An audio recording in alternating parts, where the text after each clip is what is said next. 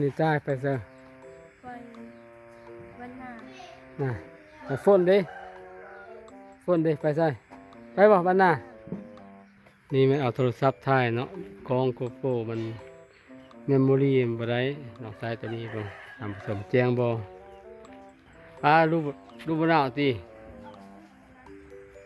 ไฟดีแม่ชงน่ะไปเมกได้ปะมอดเลยพี่ก็ยีไปมาไปแล้วคนจะบอกพอมีพ่อไม่บุกกัน ทำสมอาหารทำกลางทำสมอันนี้เป็นทำกลางเนาะน้ำจะเย็นไอ้นี่ด้านนี้เป็นอาหารเนาะเจ้าอาหารนี่ตากระมอกเลิกอยู่ว่าน้ำนี่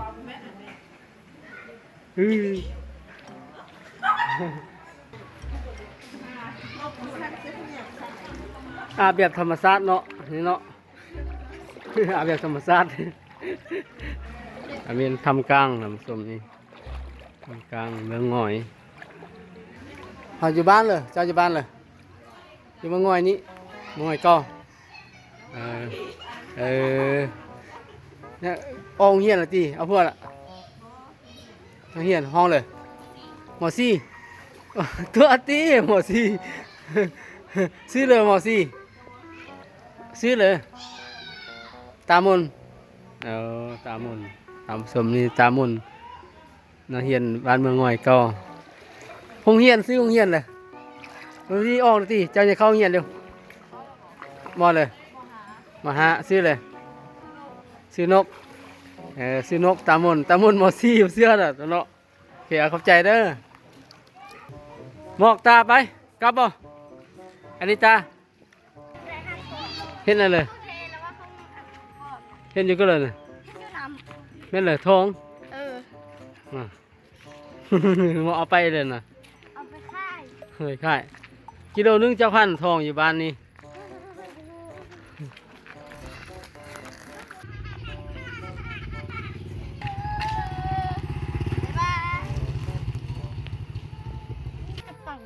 มาละหมอกมาวัดแค่นะอีมินยองมือจะได้กลับบ้านแล้วเนาะเราเป็นบัดแค้นเฮอลาดมียอง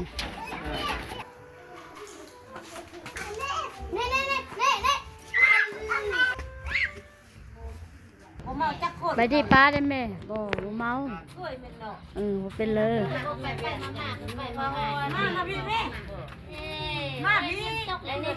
นี่เงินตกนี่ซื้อขนมเดปลาแก้วไหมเดี๋ยวบุมีใจเดียว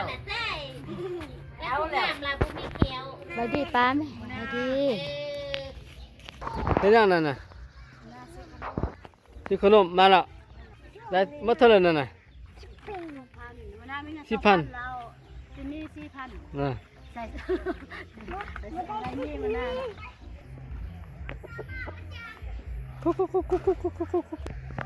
เอาเลยแม่นมาเลยน่ะเอามะม่วง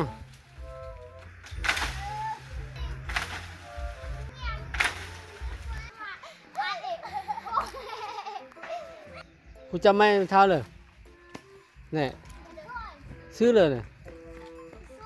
ซื้อซอยพวกนั้นดิซื้อเสีย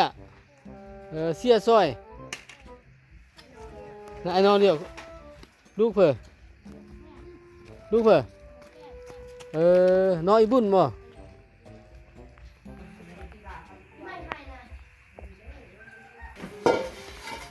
ไอ้เลยกินตัวนี้ยำผักก่อนไอ้เลยยำพักเต้าเกลือตัวสี่เนี่ยตัวสี่ใส่ยำผักสีมูมันได้ไปกินส้มเดียวแซ่บเลยเนาะเพื่อตำตำมักแตง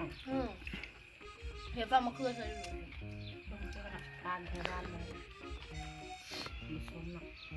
มักนาบิสกิน มันอะไรกัน คนเอาเราวากมืออันเดิมบูดามวนนะ ชาวพุวันเจ้ โพชฟักเราจำวันเรากินข้าวมันด้วยนะเด็กเราบรรณาแซ่บๆเรามึงง่อยลูกเขาบ้างโทรมาบรรณาอยู่เขาเถอะ ตะกละมาพักไทยไวโก้วันนั้นจะเห็นจะเฮิร์นเลย ไม่พอเลยตาม อันนั้นไป ไปเห็นน้ำผึ้งไหนแหละ นี่ไป เป็นบ้านตัวหัวที่คือบ้านรถหัว ไปเรียกอยู่เวียงเนาะได้ลูกจะคนละพันได้ลูกจะคนละ 2 คน พายเด้ 2 คนก็ได้ หมูเดียวเนาะสมเนาะเปิดกันมายามบ้านใช่กันแน่นเลย พักกุ้งงองเนี่ย ขอบใจโอ้แม่น่ะแซ่บแม่ของบักเนาะเนาะค่ะขอบใจเด้อเนาะ เก็บผักนอกเปิดมาท่ามตึ๊บเดี๋ยวมือส่วนเก็บผักส่วนมาซ้ำ ขอบใจหลายๆนะตุ้นเจอกับป้าบ่ว่างนี่เลยขอบใจเพิกกันเยอะมันเนาะตอนนั้นน้อยมัดจะนี่เยอะละทวนละดูมาเถอะเพิกกระตุ้ยพี่ดีงาม เกิดหมูมาเนาะมีไล่บ่หมูจ้ะน่ะ ไก่ก็ได้โซตัวเดียวท่านมีปีกกระทาตัว อุ้ยได้ป้า เขาตำปัน อ้ายพ่นมาบ่ก็ โอ้เอาเลยมา ทั่วเราจะใกล้น่ะ ลำปีผักบุ้ง รักทั่วเลยบ่ ปลา ป้า ไก่ เต้าหู้เห็ด ไก่ ไก่ไม่เหรอไก่ มีควัน วันเธอมินยองคุณน้อยเนาะ เฮ็ดสิส่วน เอสส่วน อีกสิส่วน ส่วนเนี่ยต้มตีนไก่ตีนไก่ ต้มเส้น ส่วนเนาะเอาเสียบสิเด็ตีนไก่ ปีกา เอาเส้น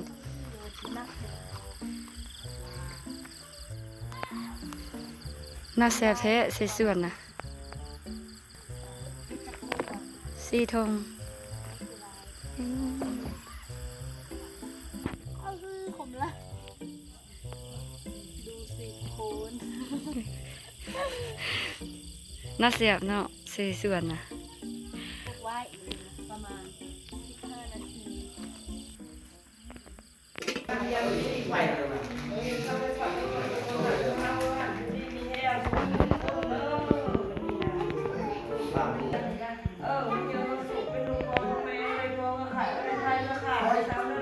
มันดูคนอื่น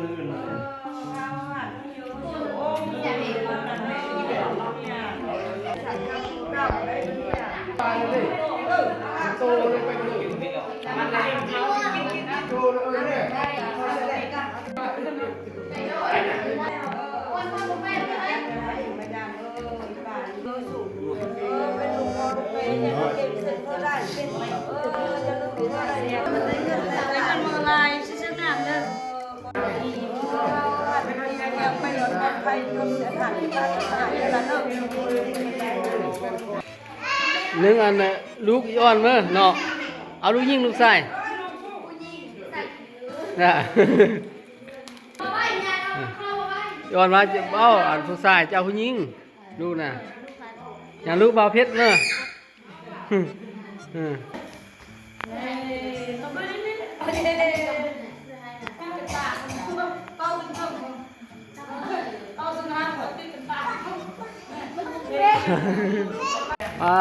ไอ้เหรอไอ้มิกมินจูอีฝนไอ้เหรอกินขนมมาวันหน้าไปกินน้ำข้าวเลยไหมกินแช่เข้าไปกินเซส่วนบ่มื้อนี้น่ะอินก็เกี่ยมจะไปโรงเรียนเนาะปีเลยละปีนี้น่ะปีหนึงมาปีหนึงแล้วได้เรียนเก่งเนาะผู้บ่าวเกาหลีสามารถช่วยสนับสนุนได้เลย เก่ง หมอเยอะเนาะ FC มันตั้งเฮ้อดิซื้อมินยองมินยอง มินยองมาดูกล่อง iPhone นี่นี่ก็อัน iPhone ตาย ราคาเท่าไหร่ iPhone 14 นี่อันนี้เป็นโทรศัพท์อ่อนอันนี้นะของไทยเบิ่งดูสิงามบ่นี่นะในเฮือนเป็นเล็กน้อยอ้าวยังมีในครัวมันง่ายเนาะ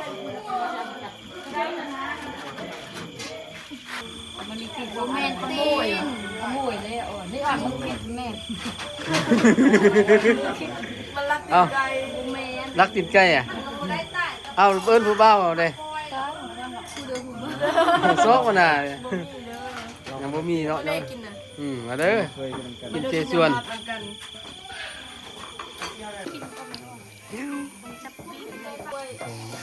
ท่านมีไฟฟ้าในนี่แหละเนาะ นั่งนี่เป็นกันเนาะ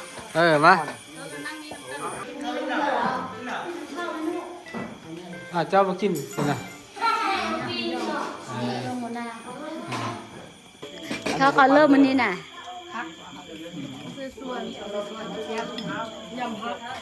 เดินทำสมข้าวแรงทำกันเนาะแซ่บแท้เนาะไอ้คนเนาะมันมืดว่ะข้าวแรงเนาะเดินเพราะว่าบ่มีไฟฟ้าเนาะเสร็จแล้วซื้อ